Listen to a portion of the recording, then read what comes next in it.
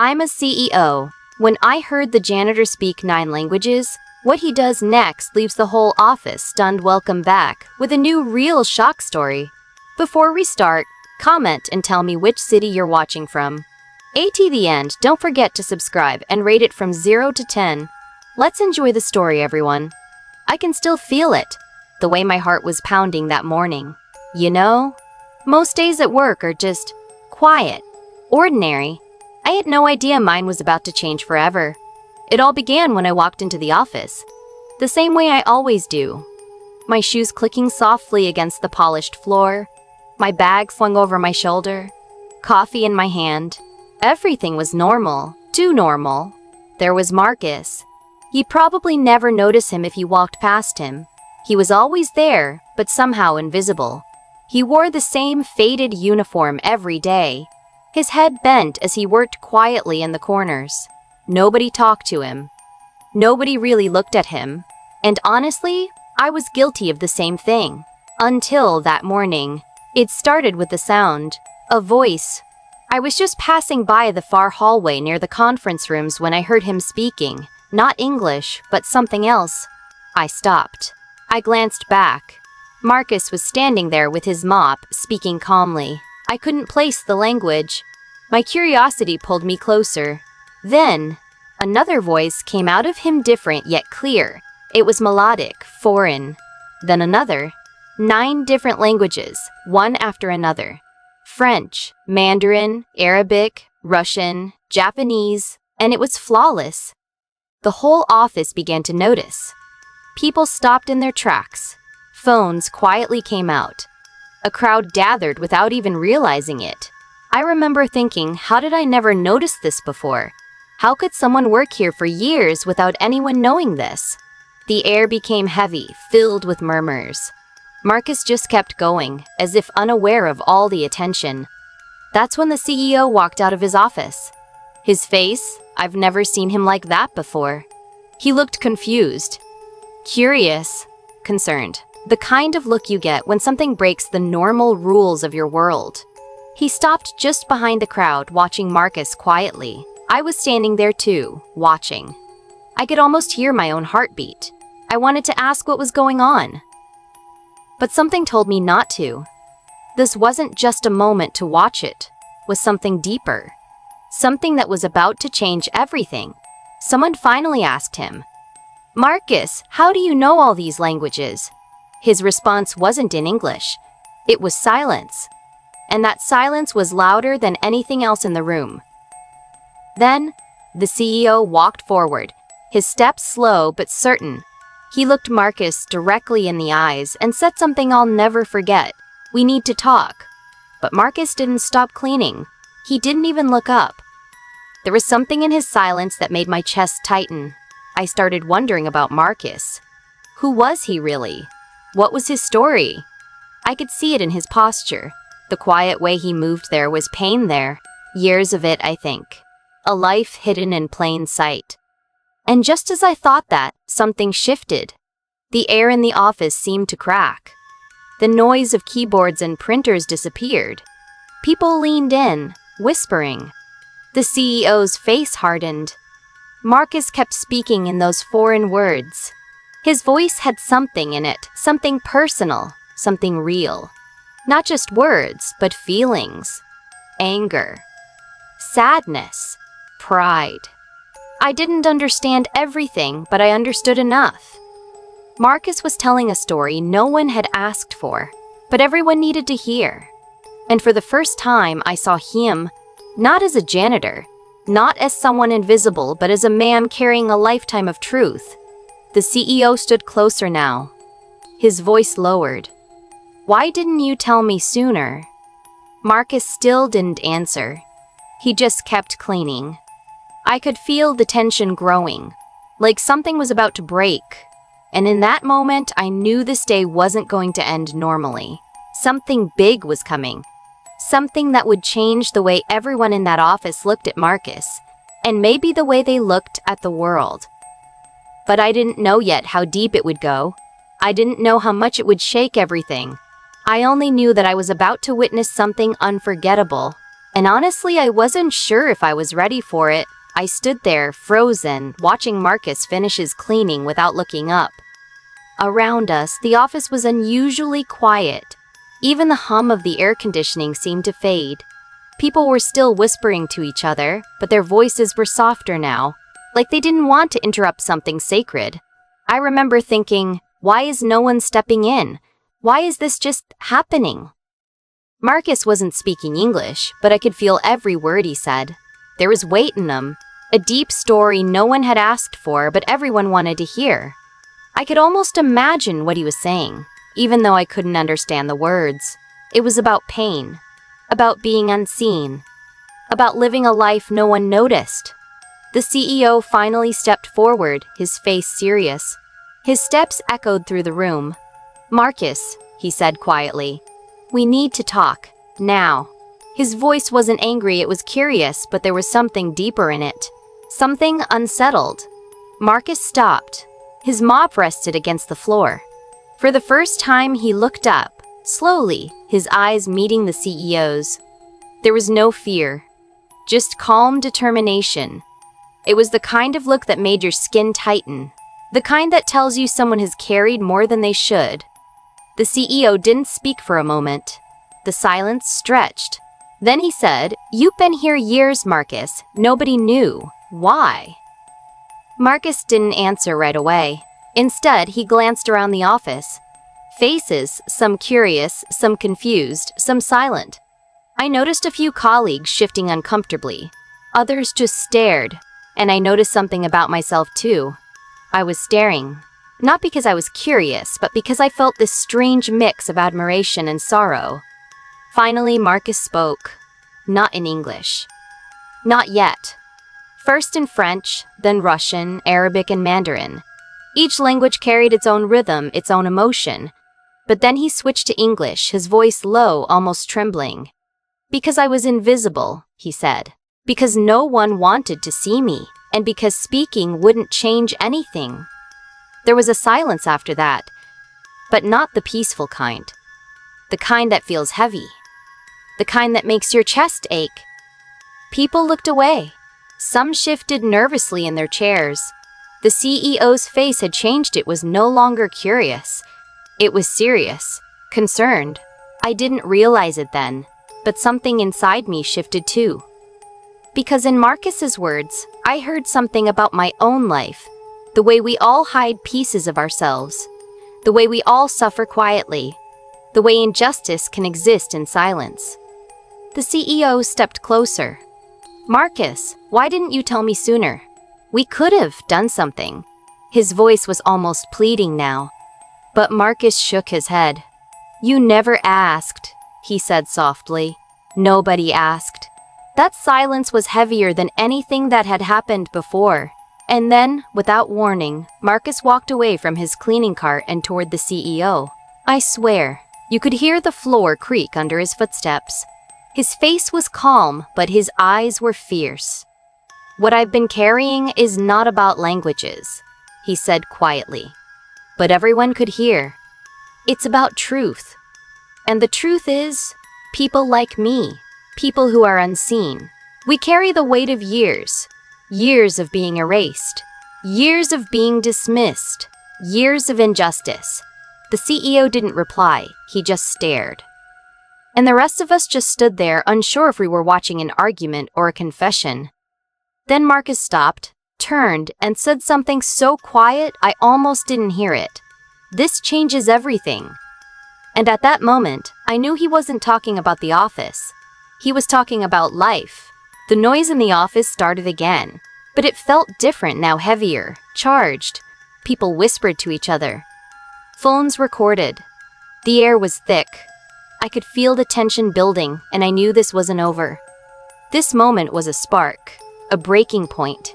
And I knew deep down that something inside this office was about to break wide open, but I didn't know how deep the truth would go.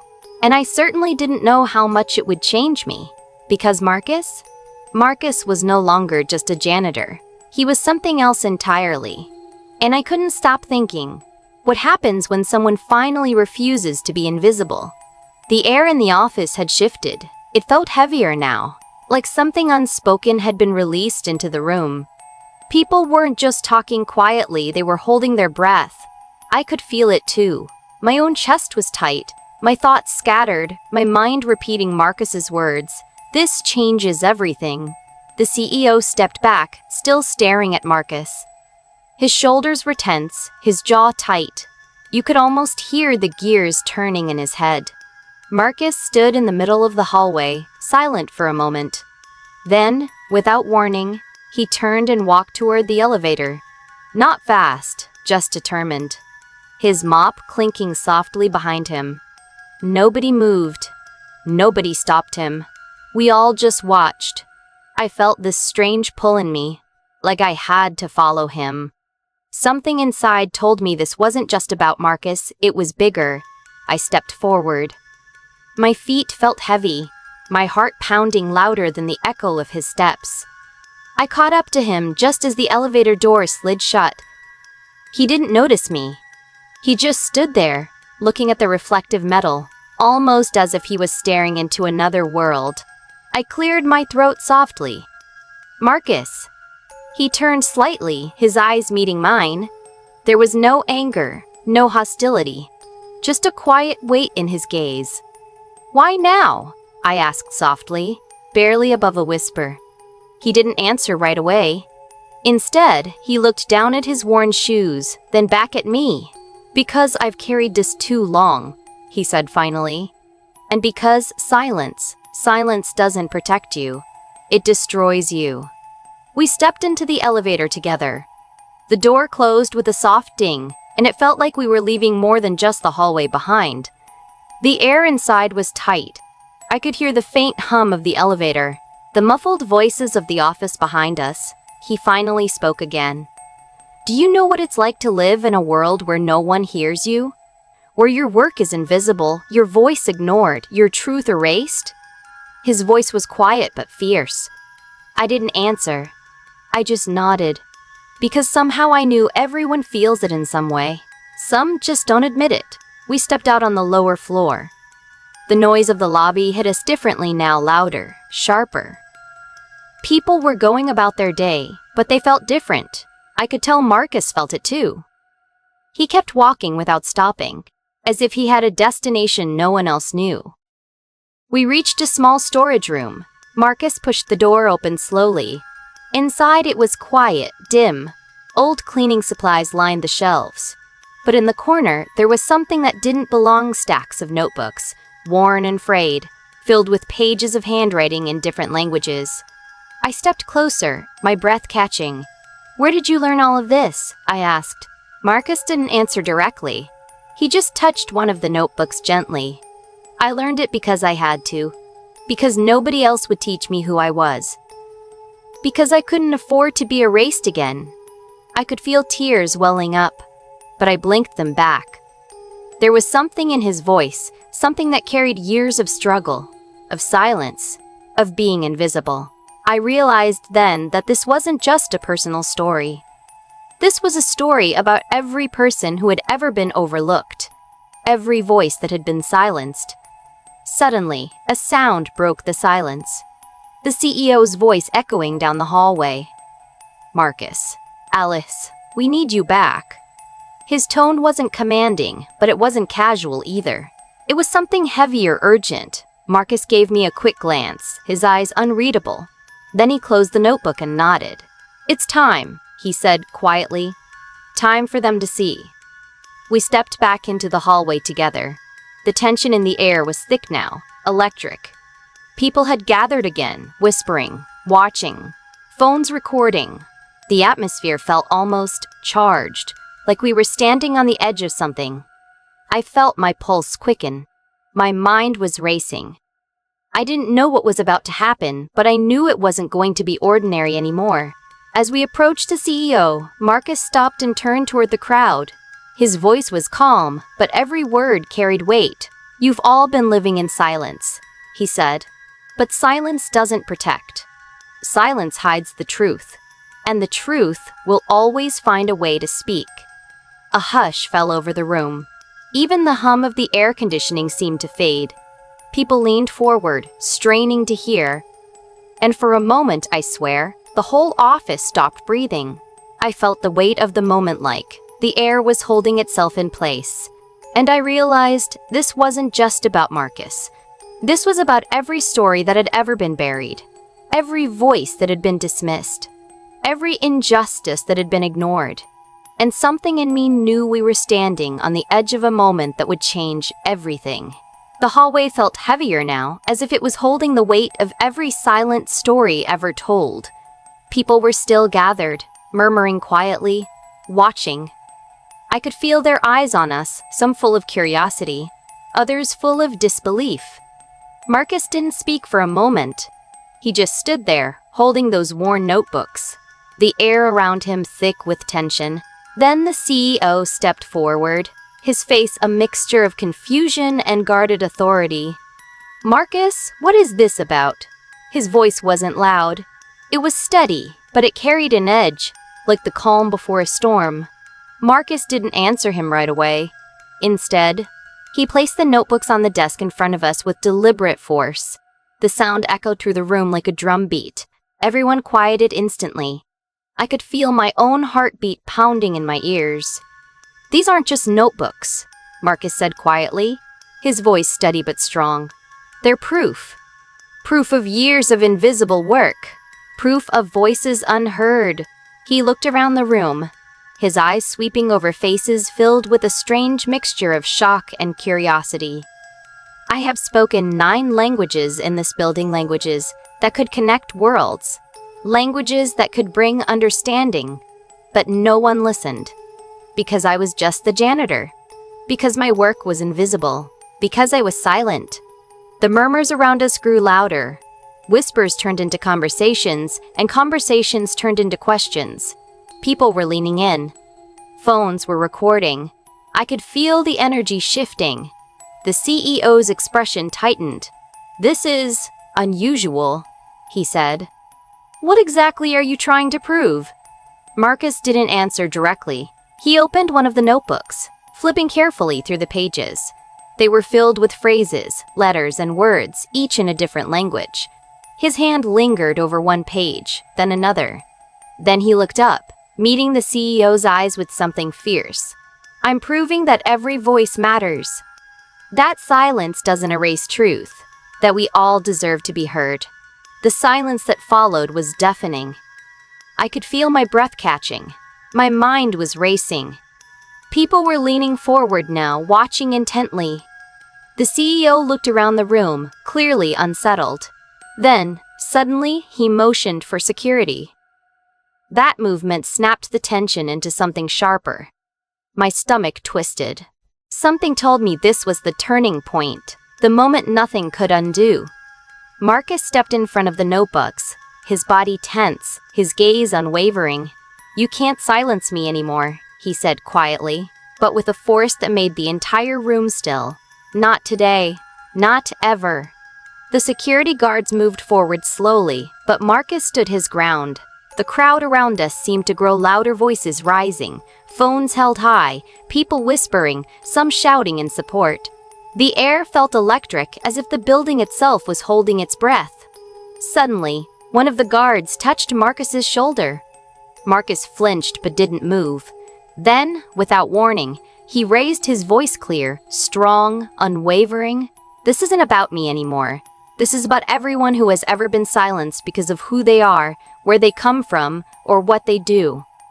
This is about injustice hiding in plain sight." A hush fell over the room again, heavier this time.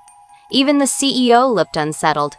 He opened his mouth to speak, but Marcus held up his hand firmly, decisively. "I've spent years cleaning this building, working behind the scenes while the real stories never reached the light. Today, I'm giving them a voice." There was something in his tone that made me shiver. It wasn't just anger, it was something deeper. Pain, strength, a truth that burned in his chest and demanded to be heard. Security moved again. Marcus looked toward me for the first time. His eyes held something unspoken, a plea, a warning. I knew then this wasn't just about him being heard. This was about a movement starting in that very hallway. The guards reached him, and for a moment it felt like the air stopped moving. Time slowed. I could hear my own heartbeat. People were filming, now phones held high like weapons of truth. And then Marcus stepped forward, lifting his voice so every person in the room could hear. We can no longer ignore the quiet ones, the overlooked, the unseen. Justice begins when we listen. That moment, the sound of his voice ringing through the hallway felt like something breaking open. A dam of silence had cracked. I could feel the energy shift. People around us began speaking, shouting, demanding to know more. The CEO stepped back, his face pale. Security hesitated. Phones continued recording. And in that moment, I knew nothing would ever be the same again. Marcus was no longer just the janitor. He was the voice of everyone who had been silenced. And we were all witnesses.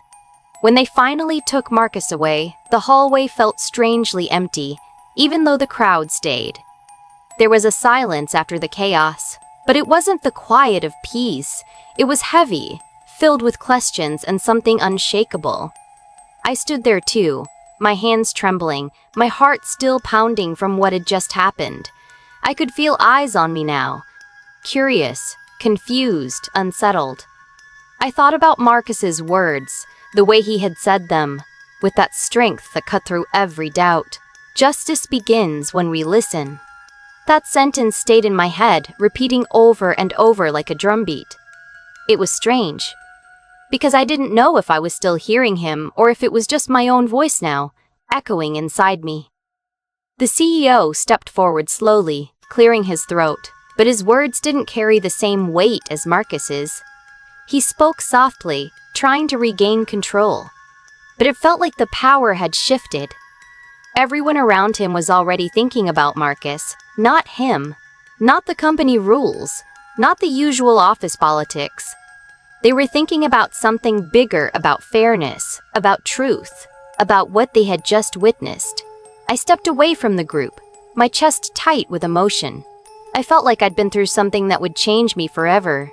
It wasn't just that Marcus had spoken 9 languages, it was that he had spoken a truth so loud that no one could ignore it.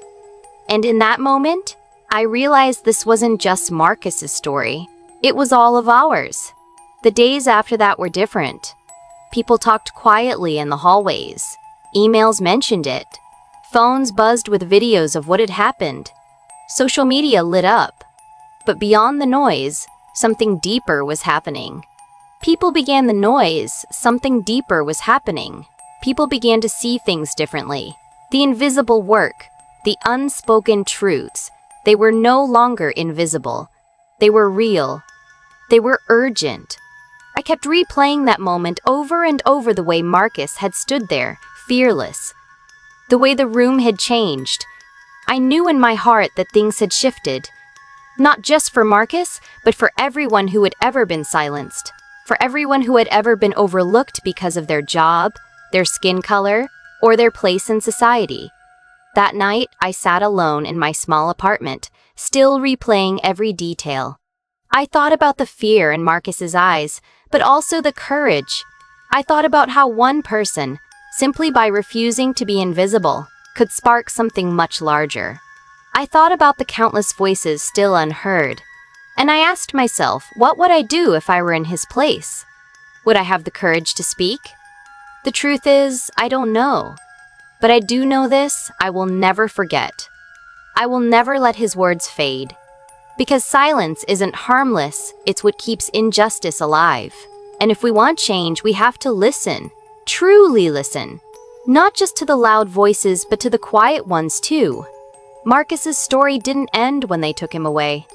It became something greater, a movement, a question, a call to action. And I know, deep down, it's far from over. So here's the question I'm leaving you with. How many voices have you ignored today? And how many more will you let go unheard before you decide to speak up? Because injustice doesn't vanish in silence. It grows there. And now, it's up to us.